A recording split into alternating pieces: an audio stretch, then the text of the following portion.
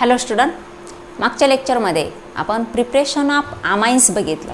आता आपण बघणार आहोत physical properties of amines, about solubility, about boiling point and basic strength of aryl, alkyl and aryl amines. Solubility. Amines are organic compounds and therefore they having less solubility in water. But comparison between primary, secondary and tertiary amines. Primary amines are represented as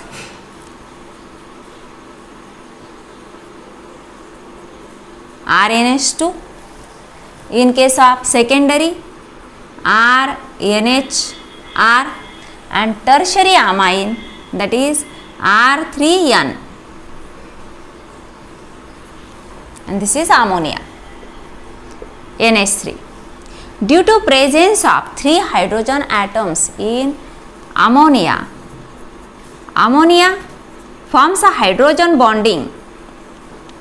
There is a large difference between electronegativity of nitrogen and hydrogen. Hydrogen having electronegativity 2.1 while nitrogen having 3.0. Due to large difference between electronegativity of hydrogen and nitrogen, this bond is polar bond, and due to this there is a formation of hydrogen bonding with H2O molecule. Therefore, ammonia forms a strong hydrogen bonding with H2O. H2O molecule OH, OH,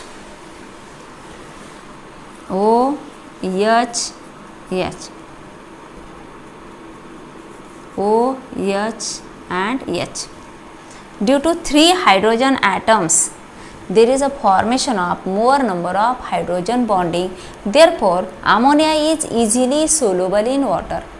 In case of primary amines, due to presence of 2 hydrogen atoms, primary amines also soluble in water, and it is more soluble than secondary amine. Secondary amine contains only 1 hydrogen, while tertiary amines are not soluble in water because there is a absence of hydrogen. इथं कुठेही hydrogen आपल्याला दिसत नाही. Hydrogen is replaced by alkyl group. Therefore, it is not soluble in water. In case of aryl amines are oily in nature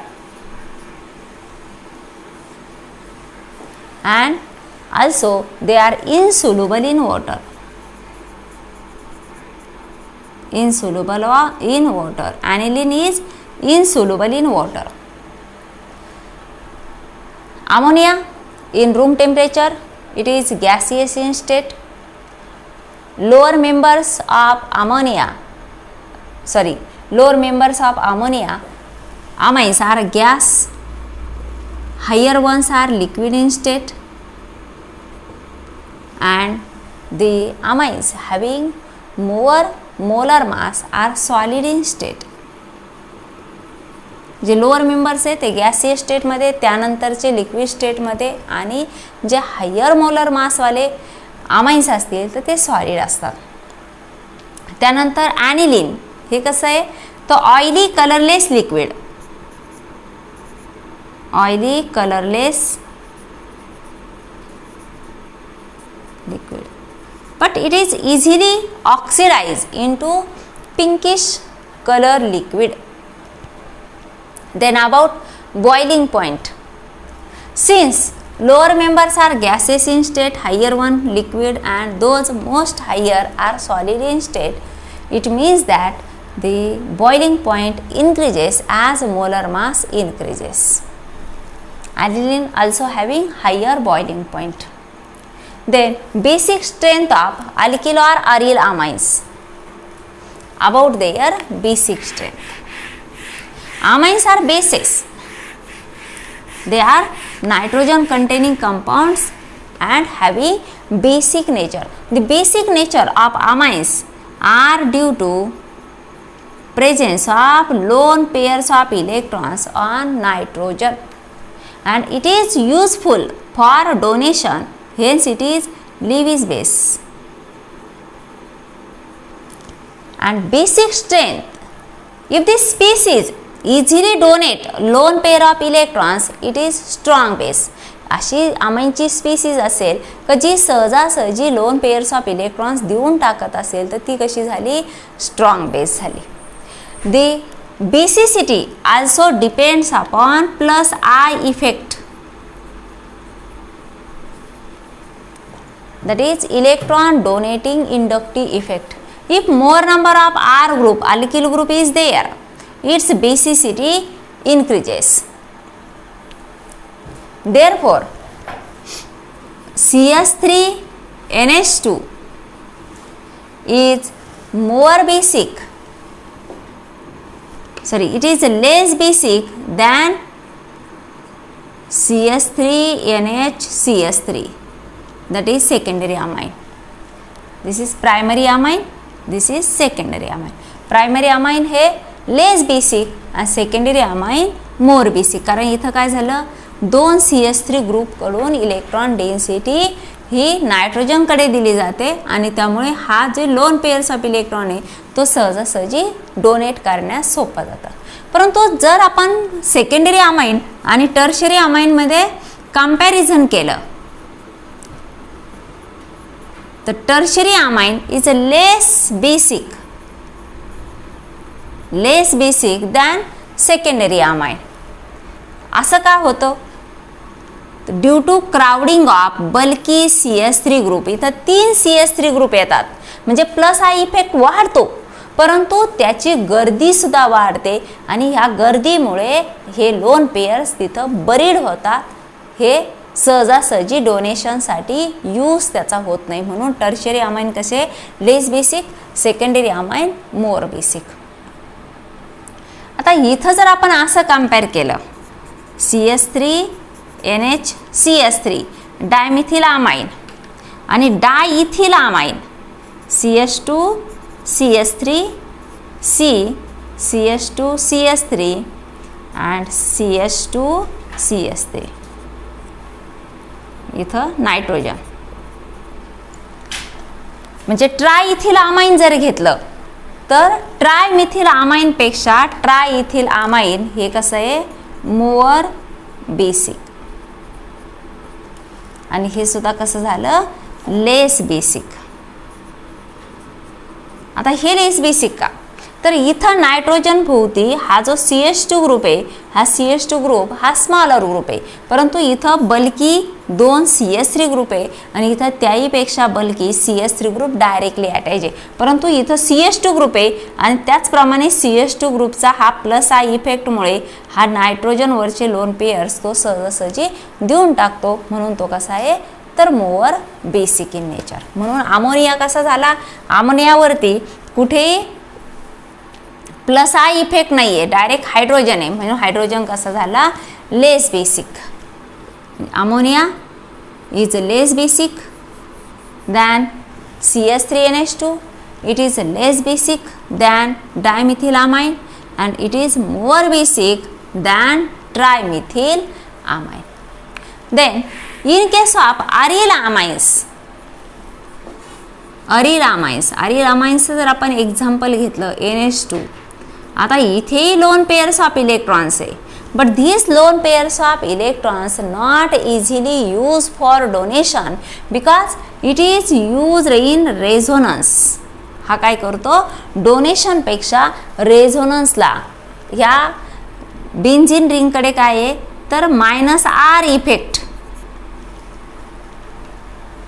electron withdrawing resonance effect. R effect म्हणजे काय resonance effect, electron withdrawing resonance effect म्हणजे electron density स्वतःकडे खिचून घेते ही ring. त्यामुळे हे जे lone pairs of electrons आहे हे देण्यासाठी नसून ते हे रेझोनन्समध्ये इन्व्हॉल्व होतात.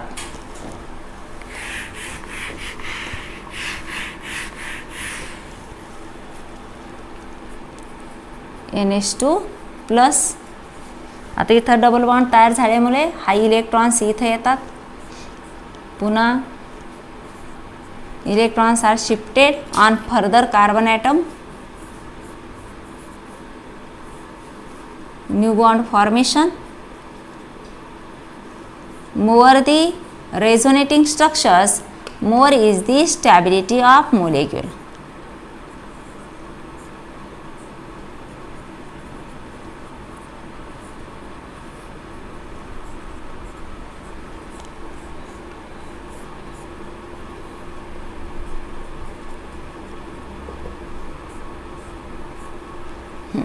अशा प्रकारे हे जे लोन पेयर्स ऑफ इलेक्ट्रॉन्स आहे हे काय होतात, रेझोनन्समध्ये भाग घेतात, त्यामुळे ते डोनेशनसाठी इझिली अवेलेबल होत नाही, म्हणून हे काय आहे तर लेस बेसिक, ॲनिलीन लेस बेसिक. आता आपण जर अल्कोहोल, अमाइन आणि अल्केनचं जर कंपॅरिझन केलं, अल्केन कसं आहे, नॉन पोलार आहे, नॉन पोलार अल्केन कंपाऊंड, आणि अल्कोहोल फॉर एक्झाम्पल CH3OH. आता इथं काय आहे तर कार्बनपेक्षा ऑक्सिजनची इलेक्ट्रोनिगेटिव्हिटी जास्त आहे, लार्ज डिफरन्स, आणि इथं नायट्रोजन आणि हा CH3 असेल. इथेही कार्बन आणि नायट्रोजनमध्ये पोलार बॉन्ड तयार होतो, कारण इथे इलेक्ट्रोनिगेटिव्हिटी आहे, हाई बॉन्ड पोलार आहे, पोलार. परंतु इथे ह्या कंपेअर इथं इलेक्ट्रोनिगेटिव्हिटी डिफरन्स हा कमी आहे, आणि त्यानंतर इथं कार्बन कार्बन सिंगल बॉन्ड आहे, हो की नाही, म्हणजे हा काय आहे, no electronegativity difference between carbon carbon single bond. Therefore alkanes are non polar than amines, amines are non polar than alcohols. Therefore CH3OH having higher boiling point than amines, and amines having higher boiling point than alkane. अल्कोहोलचा boiling point, कारण आणखी एक reason तो hydrogen bonding तयार करतो, आमाईनसुद्धा hydrogen bonding तयार करतो, परंतु अल्केन कुठेही हायड्रोजन बॉन्डिंग तयार करत नाही, कारण तिथं इलेक्ट्रोनिगेटिव्हिटी डिफरन्स नसतो. This is all about basic properties of amines.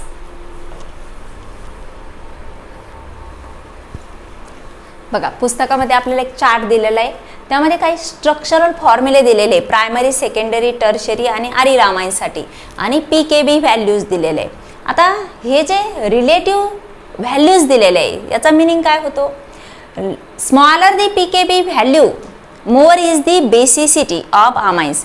ज्याची व्हॅल्यू सगळ्यात छोटी तो कसा असणार आहे, तर मोर बेसिक असणार आहे. आता इथं प्रायमरी अमाइनमध्ये आपण CH3NH2 घेतलं, इथं व्हॅल्यू येते 3.38, आणि हा इथिल अमाइन 3.29. आता हे प्लस आय इफेक्टचं एक्झाम्पल आहे.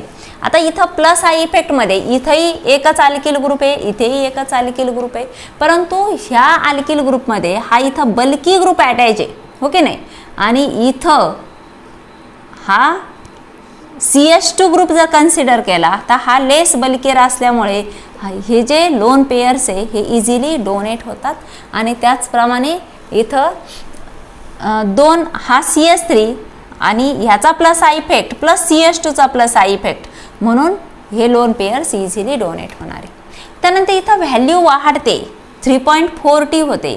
आता ही 3.40 का होते, तर हा CH3 ट्वाईस म्हणजेच काय झालं, CH3 आणि CH3 इथं प्लस हा इफेक्ट वाढला, परंतु त्याचबरोबर क्राउडिंगसुद्धा वाढली, म्हणजे ह्या नायट्रोजन सोबत ह्या आयसोप्रोपिल ग्रुपची क्राउडिंग वाढल्यामुळे हा लोन पेयर्स ऑफ इलेक्ट्रॉन्स हे इझिली डोनेट करू शकत नाही.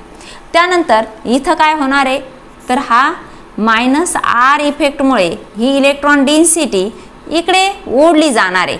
त्याच्यामुळे जेवढी प्लस आय इफेक्ट हा CH2 कडून NH2 साठी जायला पाहिजे तेवढा जात नाही. कारण का, तर इथं आणखी काय आहे, तर -R इफेक्ट आहे. त्यामुळे इथं काय होतं, PKB व्हॅल्यू वाढते, त्यामुळे बेसिसिटी कमी होते. आता सेकंडरी अमाइनचं जर आपण एक्झाम्पल घेतलं तर सेकंडरी अमाइनमध्ये इथं CH3 ट्वाईस म्हणजे प्लस आय इफेक्ट हा 2 वेळेला आहे, म्हणजे twice of plus I effect आहे. परंतु इथे इथिल ग्रुप आहे, परंतु इथिल ग्रुपमध्ये नायट्रोजन भोवती आपल्याला काय दिसतं, इथं CH2 ग्रुप दिसतो, CH2 आणि त्यानंतर CH3. मग CH2 group is less bulkier than CH3 group. आणि इथं काय होतं, CH3 group is directly attach to the nitrogen. इथं डायरेक्टली अटॅच आहे, त्यामुळे हे लोन पेअर्स ऑफ इलेक्ट्रॉन्स हा सहजासहजी देऊन टाकू शकत नाही जितकं सहजासहजी डायइथिल अमाइनमध्ये लोन पेअर्स ऑफ इलेक्ट्रॉन्स डोनेशनसाठी इथं अवेलेबल असतात. तसंच टर्शरी अमाइनच्या जे व्हॅल्यूज आहे ह्या कशा आहे, PKB व्हॅल्यू आणखी वाढतात.